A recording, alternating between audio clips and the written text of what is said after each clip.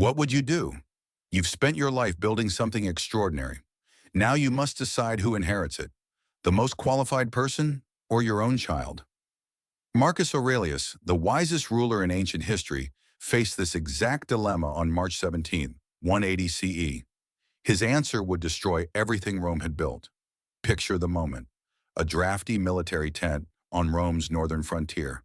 The most powerful man in the world can barely lift his head, but his mind is sharp, calculating. At his bedside stands his 19-year-old son, Commodus, handsome, athletic, everything a Roman prince should be, and absolutely nothing like his father. Marcus has minutes to decide. For a century, Rome's greatest emperors chose their successors through merit, not blood. It's the system that created the Golden Age, the system that made Rome the most successful civilization in human history. But if he chooses another heir, what happens to his son? In Rome's brutal political culture, blood claimants don't retire quietly. They die. The old emperor closes his eyes. When he opens them, his decision will determine whether Rome's golden age continues or dies. Every parent knows what he's going to choose. Every historian knows how it ends. Within 12 years, the Pax Romana, 2 centuries of unprecedented peace and prosperity, will be dead. And with it, a lesson every leader faces. The most human choice is often the most catastrophic. Step into Rome at its peak. The year is 160 CE, and you're walking through the Forum Romanum at midday. The marble gleams white-hot in the Mediterranean sun. Senators in purple-striped togas debate the price of grain from Egypt. Merchants from Britain haggle over tin with traders from India. In the distance, you can hear the roar from the Circus Maximus, where 250,000 Romans cheer chariot races.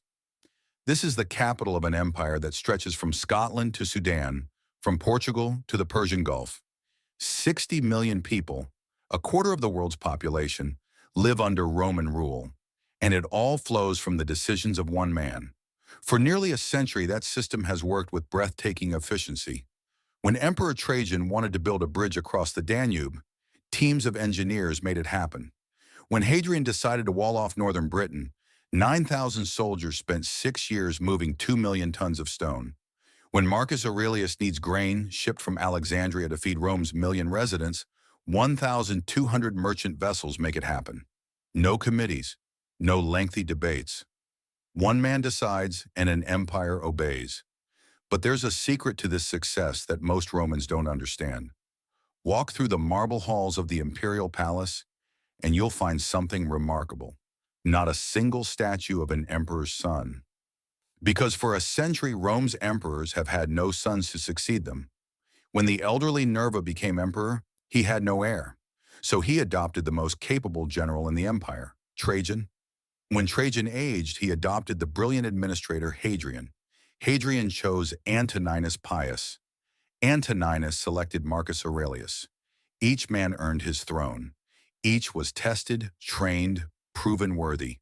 It's the most successful succession system in human history, and it only works because of biological accident. Return to that military camp in 180 CE.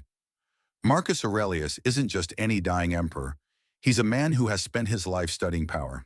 His personal notebooks, the meditations, reveal a mind obsessed with duty, responsibility, the weight of absolute authority. What brings no benefit to the hive, he writes, brings no benefit to the bee. He understands systems. He knows why Rome's golden age happened, and he knows that his son represents everything wrong with inherited power. But Marcus also understands human nature. Picture the conversation that never happened, but should have. Marcus calls his most trusted advisor into the tent. I should choose another heir, the emperor says. The boy isn't ready, may never be ready. Then choose merit, Caesar, as your predecessors did. And what happens to Commodus? Silence, because they both know the answer. In Rome's political culture, a displaced heir doesn't fade quietly into history. He becomes a threat, a rallying point for rebellion, a problem that needs solving. The new emperor would have to kill him, Marcus continues, for the good of the state. This is the trap that destroys every autocracy. You can have systematic succession, or you can have family survival, but you can't have both. Marcus studies his son's face. 20 years of fatherhood weigh against centuries of Roman success. Blood against duty, love against logic. The choice feels obvious. Fast forward 10 years. Rome, 190 CE. Walk into the Colosseum on a typical afternoon, and you'll witness something that would have horrified every previous emperor. The imperial box sits empty, its purple cushions abandoned. Because today, the emperor of Rome isn't watching the games. He's in them. The emperor carries a steel sword. His opponent, a gladiator who fought for years to earn this moment, holds a wooden blade. The fight is over in seconds. It was always going to be. Commodus raises his arms in triumph. The crowd cheers on cue. And in the imperial treasury, clerks dutifully record the cost, 1 million sestertii, enough to feed 10,000 Roman families for a year. This isn't madness. This is logic. When you've never earned anything, never faced real consequences, never learned the difference between what you want and what's right, absolute power becomes absolute fantasy. Follow the emperor after his victory. He returns to the palace and summons the Senate. These men, the inheritors of 5 centuries of republican tradition, are forced to sit and listen as their emperor recounts his gladiatorial triumph in exhausting detail. Senator Cassius tries to look appropriately impressed while calculating how many roads could have been built with today's arena budget. Senator Lucius nods enthusiastically while wondering if his own son will live to see a competent emperor. They say nothing, because in an autocracy, competent advisors can't save you from incompetent leadership. They can only survive it. But the Senate isn't Commodus's real problem. His real problem is structural. The Roman Empire was designed by Augustus to work with competent emperors.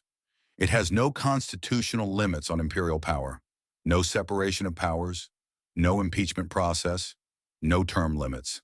The only thing that keeps emperors in check is their personal character. Marcus Aurelius had character. Commodus has appetites. December 31st, 192 CE. The imperial palace past midnight. In his private dining room, Commodus raises a golden cup of wine. Tomorrow, he has announced, he will begin the new year not as consul in the traditional ceremony, but as a gladiator.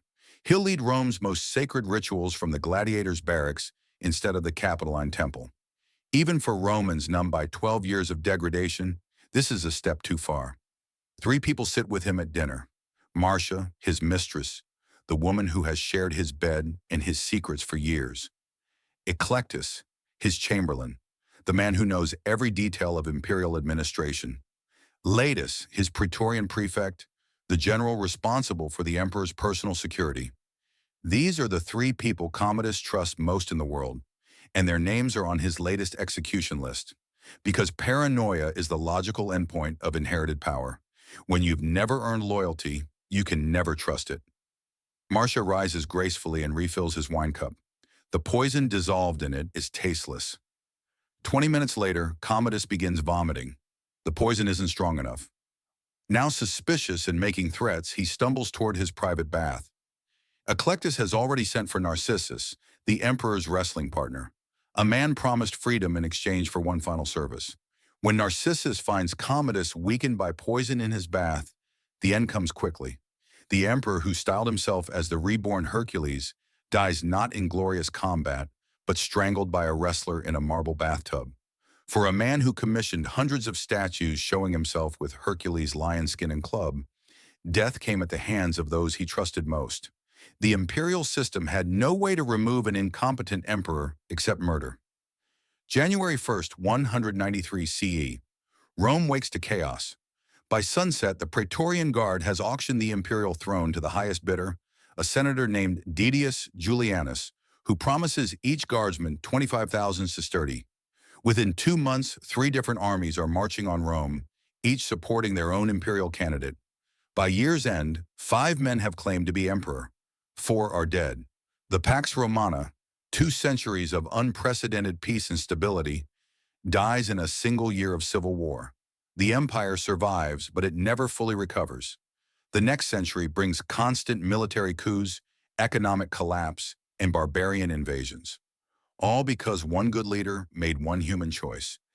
The ghost of this choice haunts every boardroom, every family business, every political dynasty.